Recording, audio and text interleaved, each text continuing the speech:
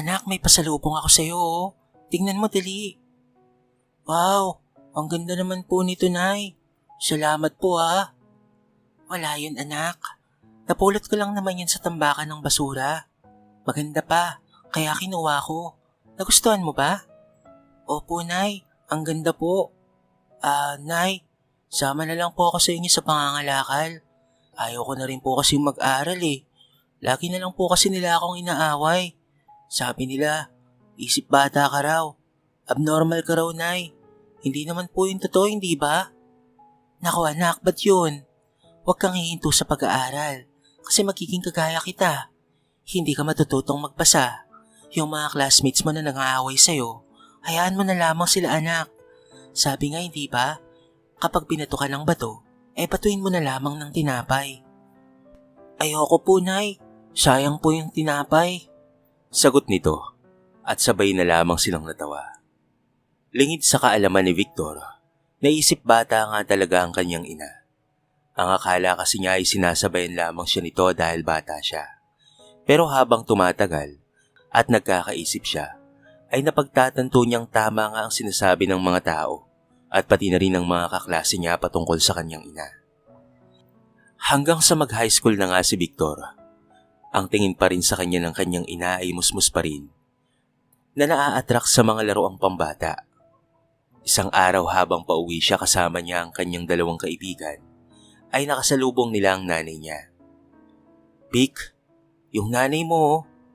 Sabay turo nga nito, kahit napalingon siya sa direksyon ng kanyang ina. Uy anak, sakto. Tingnan mo sa sako ko. May napulot akong mga toys. Meron ditong baril-barilan. Tapos may kotse-kotsehan din. Halika anak, para sa'yo ang lahat ng ito. Ano ba, Nay? Ilang beses ko bang sasabihin sa'yo na hindi na ako bata? Huwag ka nang kumukuha ng mga laruan sa tambakan ng basura. High school na po ako. Pinatilyo na ako, Nay. Hindi na ako bata para maglaro pa ng mga ganyan. Umayos nga po kayo, Nay. Bakit ka sumisigaw anak? Hindi mo na ba ako mahal? Di ba dati naman gusto mo to? Ang kulit mo kasi. Dati yun nung bata pa ako, Nay. Tama nga ang sinasabi nila. Isip bata ka nga talaga. Uy, Vic. Huwag ka namang ganyan sa nanay mo. Nanay mo pa rin yan. Sana nga iba na lamang ang nanay ko eh. Yung maayos yung pag-iisip. Dahil sa sinabi niyo ni Victor, ay labis na nasaktan sa Esmeralda at umiyak ito ng sobrang lakas. Naupo ito sa gilid ng daan at sinasabunutan ng sarili. Umayos ka, Nay. Parang awa mo na. Umayos ka, nakakahiya. Huwag ka ritong umiyak na parang bata. Suyuin mo na lang kasi ang nanay mo. Alam mo naman yung kalagayan niya, hindi ba? Sabi naman ni Gerald. Tama si Gerald, Victor. Kawawa naman ang nanay mo. Sinasaktan niya ang sarili niya. Sad naman ni Jason. Nakakainis siya. Hindi niya na ako binigyan ng kahiyan. Umuwi na tayo, Nay. Halika na. Hindi ka na sa akin galit, anak ko? Pati mo na ako? Kukuhanin mo na ang mga laruan na pasalubong ko sa'yo? Para mapakalma ni Victor ang kanyang ina, ay tinanggap na lamang niya ang mga laruan na ibinibigay nito sa kanya at sinabayan niya na ito sa pag-uwi. Alam mo anak, mahal na mahal kita. Kaya kapag galit ka sa akin, nasasaktan ako. Sakit dito sa puso ko anak. Sabay turo nito sa dibdib at mabilis na yumakap kay Victor. Dahil doon, ay nakonsensya siya. Kahit naman kasi isip bata si Esmeralda, ay hindi ito nagkulang ng pagmamahal sa kanya at pag-aalaga. Nay, nasaan po ba talaga ang tatay ko? Dati kasi kapag tinatanong kita kung nasaan siya, lagi mo na lamang sinasabi na nasa malayo. Kaya kapag may nagtatanong sa akin, sinasabi ko na lamang na nasa ibang bansa. Nasaan ba talaga siya? Huwag na natin siyang pag-usapan anak. Bibili na lamang ako ng ulam kay Aling Susan para makakain ka na ha. Napailing-iling na lamang si Victor dahil halatang umiiwas ang kanyang ina kapag ito ay patungkol na sa kanyang ama ang kanyang itinatanong. Makalipas ang ilang araw ay nagpunta si Esmeralda sa classroom niya. Panay ang kaway nito sa kanya at may dala-dala pa itong sako at isang plastic bag kung saan nakalagay doon ang isang baunan. Anong ginagawa mo rito, Nay? Hindi ba't sinabi ko sa'yo na huwag kang pupunta rito? Bakit anak? Magagalit ba sila sa akin? Dinalhan lang kita ng baon mo. Hindi ka kasi kumain kaninang umaga. Hindi mo ginalaw yung niluto ko, anak. Sa kantin na lamang ako kakain, Nay. Umuwi ka na. Sige na, Nay. Ayoko. Kapag hindi mo ito kinuha ay magtatampo ako sa'yo. Iyak ako rito. Ayaw mo namang umiyak ako, hindi ba? Kasi mahal mo ako. Napabuntong hininga na lamang si Victor at tinanggap na niya ang binigay nitong baon. Salamat, Nay, ha. Sige na po, umuwi na po kayo. Hindi pa ako uuwi, anak. Mangangalakal pa ako eh. Para may benta ako. Para may baon ka naman bukas. Mag-aral ka ng mabuti, anak, ha? Sabay halik nito sa pisngi niya at kumaway pa ito bago tuluyang umalis. Pagbalik niya sa loob, ay biglang humarang sa kanya ang kaklase niyang lalaki na si PJ. Huwag kang humarang sa dinaraanan ko, PJ. Ang sweet ng nanay mong abnormal, ha. Buti hindi ka nagmana sa kanya. Sabay tawa nito ng malakas. Dahil sa sinabing iyon ng kaklase niya, ay mabilis niya itong sinuntok sa mukha. Kung kaya't gumanti ito at nagkagulo ang lahat. May mga umawat na para sa kanila, pero ayaw nilang magpaawat. Nakasuntok pa ng isa si Victor kay PJ at muli naman itong gumanti sa kanya. Wala kang karapatang pagsabihin ng masakit na salita ang nanay ko. Kahit kinon yun ay nanay ko pa rin yun. Hanggang sa dumating na nga ang kanilang teacher at naabutan silang nag-aaway. Kaya naman pareho silang kinausap nito. Tinanong kung ano ang pinag-aawayan nila. Gusto niyo bang sa guidance office ko kayo dalhin? Hindi pa kayo sasagot kung ano ang pinag-aawayan niyo? Hindi na kayo elementary. High school na kayo. Sinabihan po kasi niyang abnormal ang nanay ko, ma'am. Siyempre po, nanay ko po yun. At masasaktan po talaga ako. Totoo ba yun, PJ? Bakit mo naman sinabi yun? Paano kung nanay mo ang pagsabihin niya ng gano'n? Hindi ba't masasaktan ka rin? Sorry po, ma'am. Hindi ka sa akin dapat na mag-sorry. Kay Victor ka mag-sorry. At ayoko nang maulit to, ha? At ikaw naman, Victor, huwag kang bigla-bigla na lamang nananakit. Sorry po, ma'am. Hindi na po maulit. Nagsorry nga sa isa't isa sina Victor at PJ matapos silang kausapin ng kanilang guro. Aminado silang dalawa na pareho silang nagkamali. Pero alam ni Victor na kaya lang naman niya nagawang saktan itong si PJ dahil ayaw niyang nilalait ng ibang tao ang nanay niya. Pag-uwi niya ay hindi niya ito sinabi kay Esmeralda dahil ayaw niyang mag-alala pa ito sa kanya. Naroroon rin ang tita Betty niya na may mga dalang grocery. Kamusta naman ang pag-aaral mo, Victor? Teka nga, bakit parang may pasayang mukha mo? Nakipag-away ka ba? Wala po ito, tita. Tinamaan lang po ako ng bola kanina sa gym sa school. Totoo ba yung sinasabi mo? Opo, tita. Siya nga po pala. May gusto lang po akong itanong sa'yo. O ano yan, Victor? Nasaan po ba ang tatay ko? Iniwan niya po ba si nanay dahil isip bata po si nanay? Ay nako, huwag mo nang hanapin ng tatay mo, Victor. Yung mga kakaya niya, hindi dapat hinahanap yon. Isipin mo na lamang na patay na ang tatay mo. Pero bakit po ba? Saka, bakit parang galit kayo sa kanya? Dahil masama siyang tao. Kinaasa lang ng tatay mo ang nanay mo. Pinasok niya sa kwarto at doon niya ginawa ang masamang balak niya. Ilang beses niya na palang ginagawa yun kay Isme. Tinatakot lamang niya kaya hindi nagsasalita ang nanay mo. Umiiyak lang palagi ang nanay mo. Tapos kapag tinatanong namin ang lagi niya lamang sinasagot ay wala raw. Hanggang sa mapansin na namin na lumalaki na ang tiyan niya. Buntis na pala siya noon. Doon pa lamang niya sinabi na ginagahasa nga siya ng ampon ni tatay. Halo-halong emosyon ang naramdaman ni Victor ng sandaling iyon. Hindi siya makapaniwala sa kanyang natuklasan. Kaya pala hindi pinapakilala ni Esmeralda ang tatay niya dahil bunga lamang siya ng panggagahasa. Napakasama naman po niya.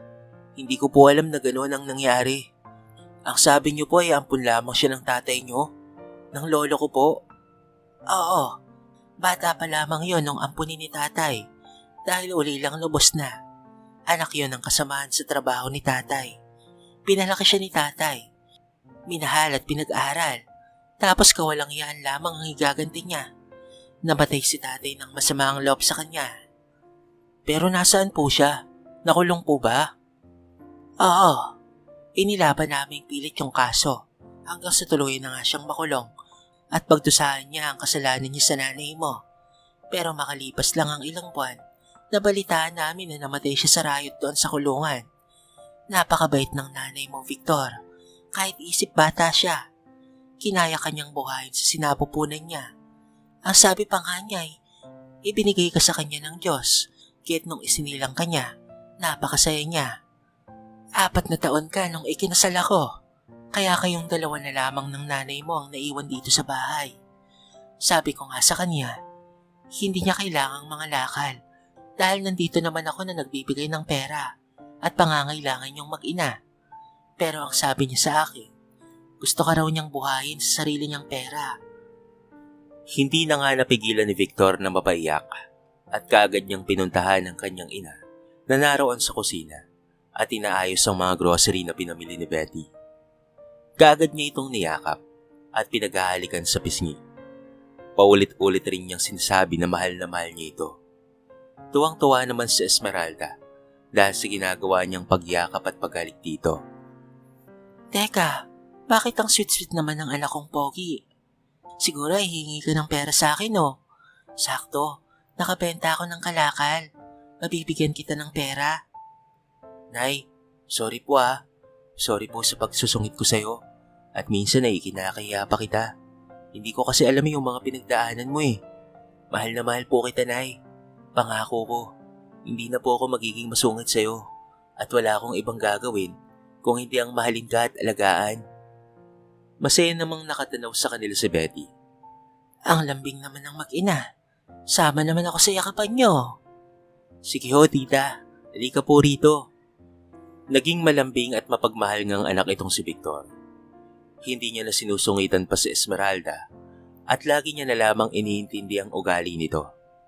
Kahit madalas pa rin siyang inuuwian nito ng mga laruan galing sa tambakan ng basura, ay tinatanggap na lamang niya upang hindi masaktan ang damdamin ng ina. Hanggang sa makatanggap siya ng masamang balita mula sa kanilang kapitbahay na ang kanyang ina ay nasagasaan habang pauwi ito ng bahay. Napakalakas ng kabog ng dibdib niya habang patungo siya sa ospital kung saan ito dinala. Pinagpapawisan na rin siya ng malapot kahit malamig naman ang oras na yon. Hanggang sa makarating na nga siya ng emergency room at inaasikaso na ang nanay niya ng mga nurse. Duguan ang mukha nito at mabuti na lamang ay wala itong bali sa katawan. Naroon rin ang nakabangga kay Esmeralda at ito rin ang nagdala sa ospital. Ayon dito, ay biglang tumawid si Esmeralda nang makakita ito ng lumilipad na lobo. Nangako naman ang nakabangga na sasagutin ng lahat ng gastusin sa ospital, maging sa mga gamot ng kanyang ina. Sinabi naman ng doktor na kailangan pa ring ipa-CT scan si Esmeralda upang makasiguradong wala itong namuong dugo sa ulo. Sige po, salamat po. Anak, uwi na tayo. Ayoko na rito sa ospital. Sige na anak, umuwi na tayo. Natatakot ako sa kanila. Nay, hindi pa pwede.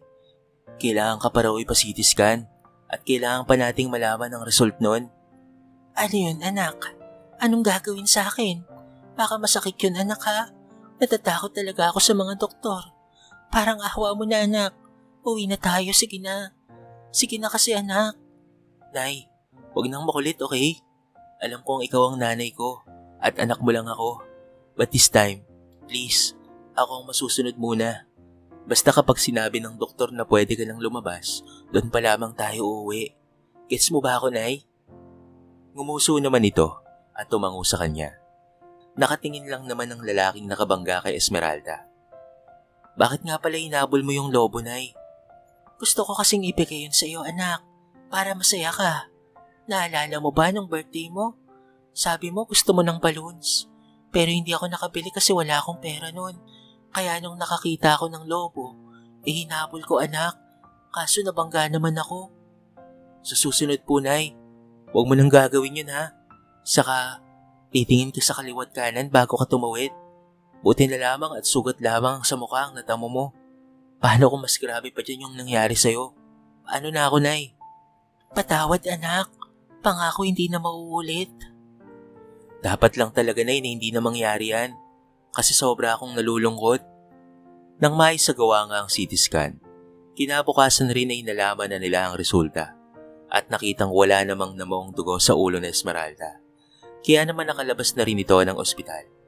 Nag-abot rin ng pera ang nakabangga upang may maipambili ng gamot at bilang bayad na rin sa abalang nangyari. Makalipas lamang ang ilang araw ay muli na namang mangangalakal si Esmeralda pero pinagbawalan na ito ni Victor. "Huwag ka na pong makulit, Nay. Dito ka na lamang sa bahay. Saka may pera pa naman tayo eh." Pero mabilis lang maubos ang pera, anak. Kailangan kong mangalakal para lagi kang may pambaon sa school at mabili ko yung mga paborito mong pagkain. "Mas mahalaga ka, Nay, kaysa sa baon ko at sa mga paborito kong pagkain. Kaya dito ka na lamang sa bahay at huwag kang aalis." "Papasok na po ako, Nay." Sige na nga, hindi na ako aalis.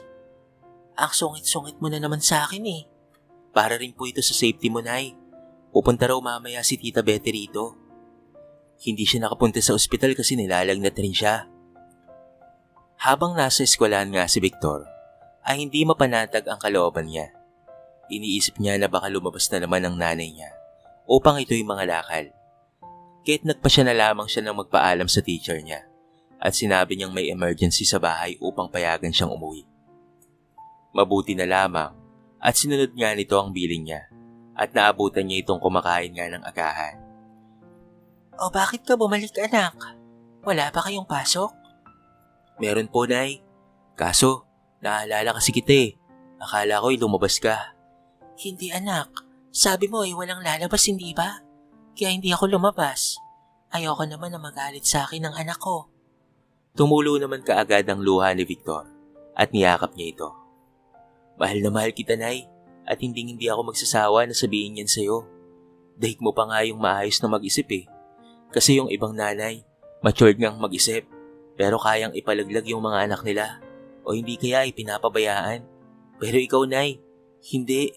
Kahit bunga lang ako ng panggagahasa ni tatay sa'yo, hinayaan mo pa rin akong mabuhay at hindi ka galit sa akin." Nako, ang drama-drama mo naman, anak. Dahil siguro sa kakanood mo yun ng teleserye, no? Siyempre mahal kita, anak, kaya hindi ako galit sa'yo. Saka, hindi naman ikaw yung nagsalbahe sa akin eh, kaya wala kang kasalanan. Mabuti na rin na nabuntis ako, kasi may anak ako na mahal ko, at mahal na mahal mo rin ako, hindi ba, anak? Huwag mo kong iiwan, ha? "Pangako yan, Nay. Kahit na magkaroon ako ng sarili kong pamilya, hindi tayo magkakaiwalay. Kasama pa rin po kita." Nang makapagtapos nga ng high school si Victor, ay nagdesisyon siyang huminto na muna at magtrabaho na lamang. Nag-apply siyang janitor sa mall at hindi niya pinapayagan ng mga lakal si Esmeralda. Siya na ang bumubuhay sa nanay niya. At kahit hindi ganoon kalaki ang sweldo niya bilang janitor, ay nakakapag-ipon pa rin siya para sa kanyang pangkolehiyo. Kapag day off niya, ay naipapasyal pa niya ang kanyang ina sa mga gusto nitong puntahan. Ipinaparamdam talaga niya kung gaano niya ito kamahal. Naging aral din sa kanya ang mga nangyari noon na hindi dapat ikinakahiya ang magulang kahit hindi ito kagaya ng karamihan. Bagkus ay dapat itong ipagmalaki at pakamahalin dahil hindi matutumbasan ng kahit ano pa mang kayamanan dito sa mundo ang pagmamahal ng isang ina. Nang meron ng sapat na ipon si Victor, ay bumalik na nga siya sa pag-aaral. Nag-working student siya upang may pangtustos siya sa kanyang pag-aaral. At nag-aabot rin naman ang kanyang Tita Betty. At sa kanyang pagsisikap at dedikasyon sa pag-aaral, ay nakapagtapos nga siya. At ngayon ay isa na siyang ganap na pulis. Kung saan siya madestino, ay sinasama niya ang kanyang ina. Nangungupahan na lamang sila malapit kung saan siya naka-assign.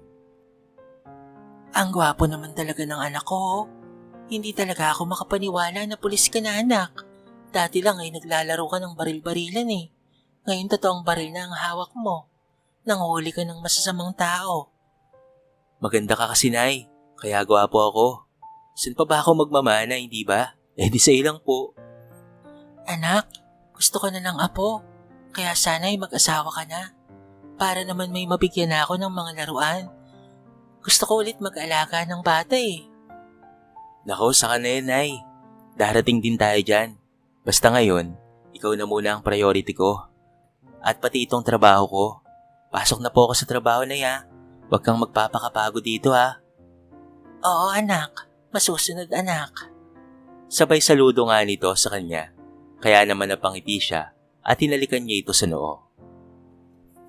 Kung minsan, kung sino pa ang may kapansanan, ay siya pang nagsusumikap sa buhay para lamang maibigay ang pangangailangan ng kanilang pamilya.